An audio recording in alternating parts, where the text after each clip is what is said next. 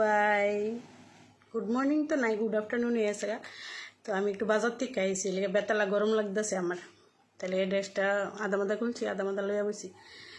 তো গরমের কথা তো কইয়া লাভ নাই, তো কিছু কথা আজকে বাজারে গিয়েও একটা জিনিস দেখলাম, দুই জামাই বউ কি কাজে লাগছে গো বাজারে বিকতে গো। বেড়া বলে কালকে রাত্রে বাইক গেছে না, মদ খাইয়া বুঝে পড়ে আসলো গুলবাজার, আর বউ আয়া 10টায় সকালবেলা দইরা গু বেটারে দিছে এমন ফিডা শালি আর বউ মিললা।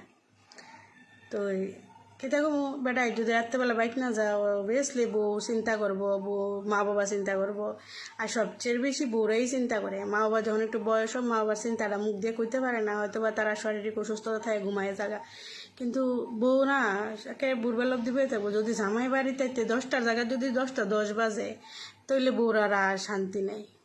এটা একজন বউ ছাড়া কেউ বুঝতো না, জামাইরা বুঝে নাই রে, মনে করে আইছে যা মনে বাড়ির যে গীতে এক হয়েছে আর ডেলি ডেলি দেখি। কিন্তু বউরা আছে না অন্যরকম, বউরা যদি 10টার জায়গায় 10টা 10 বাজে তাইলে বউরা পাগল হয়ে যায়, কেড়ে এখন আইতেছে না। আর বউরা যে সারাদিন তোমরা ফোন করে না জামাইরা রে কই আসো কিতা করতেছো, ওইটা ইনকোয়ারির লেগে করে না, ওইটা করে চিন্তার লেগা, যে বউরার চিন্তা থাকে যে আমার জামাইটা বাইতে গেছে কি অ্যাক্সিডেন্ট হইল নি নাকি কিছু হইলো খাইছে নি জানি, কিতা জানি করতেছে, বাইকে চালাইতেছে নি জানি, আস্তে চালাইতেছে নি জানি। তো বউরা আছে না ওই ইয়ের লেগে সন্দেহ করে ফোন করে না বারবার, বউরা চিন্তার লেগে ফোন করে যে একটু খুঁজ লিয়ে দিই, যেহেতু কাজের ফাঁকে ফাঁকে অবসর পেলেই ফোন করবো, খাইছো নি কিতা করতেছে কই আছে। তো জামাইরা মনে করে বউরা ইনকোয়ারি করে কই আসি মায়ের লগে নিয়ে আসি এমনি করতেছে, এটা আসলে এটি না।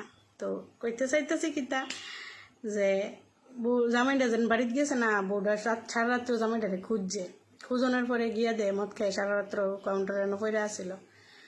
তো প্রথমে কয়েকটা দিছে কিলঘুষি, দেওয়ার পরে আবার উড়াইছে, উড়াইয়া এই রিক্সা লইছে, রিক্সার ভিতরে কইরা সুন্দর করে কান্দে ভালাইয়া মাথাটা লইয়া যাইতেছে বাড়ি, বউই কিন্তু লইয়া যাইতেছে, আর কেউ আইছে না, বন্ধু বান্ধব কেউ আইছে না।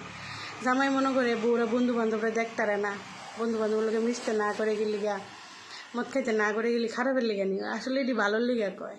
তোমার মা আর তোমার মা বাবা আর বউ ছাড়া তোমার ভালো চিন্তা কেউ করতো না এই দুনিয়াত, কোনো বন্ধু বান্ধব কেউ সতে একটা যদি এমন বন্ধু পাওয়া যায়। তো একটু সবাই এটাই করতে চাই, একটু মানে বউরার প্রতিও একটু যত্নশীল হইও, তাহলে দেখবা বউরা তোমার অনেক ভালো রাখবো, বউরা কোনো দিন খারাপ করতে চাইতো না। যখন তুমি রাত্র 3টা 4টার সময় বাড়িতেই বা মদ খাইয়া আয়া বললো কাজে লাগবা, তো বউ কিতা করবো, 1 দিন 2 দিন 3 দিন বউ কিতা করবো, মদে মানে জীবন শেষ করে এলা। প্রত্যেকটা সংসার যদি সংসারের পিছনে মদ বিশেষ করে মানে নষ্টের মূল, আর ওহন তো মদের লগে মায়াও আছে। তো মদ আর মায়া ওখানে কার বউ কার লগে ঘুরতেছে, কার জামাই কার লগে ঘুরতেছে কোনো গ্যারান্টি নেই, ওখানে বাইতেছে তখনই কলকাতা থাকবো। সবাই এখন খালি মানে এইসবের পিছনে একটু টেয়া পড়লেই পড়ো, মদ আর মায়া টেয়া পড়লেই পড়ো, যতদিন টেয়া না থাকে ততদিন সভ্যতায় ভদ্রতায় জামাইরা, আর যদি একটু পকেটে টেয়া পড়ছে নি তাইলে ওই শেষ যাইব গা মায়া লইয়া কলিকাতা দিল্লি, বুঝছ। তো সবাই একটু ফ্যামিলির দিকে যত্নবান হো, তাহলে সংসারটি টিকা থাকবো। একজনের চেষ্টায় কোনোদিন সংসার টিকে না। বউ প্রত্যেক দিন তোমার চিন্তা করলো আর তুমি সারা জীবন বউর কোনো চিন্তাই করলা না, তো তোমার সংসার টিকতো না বেশি দিন।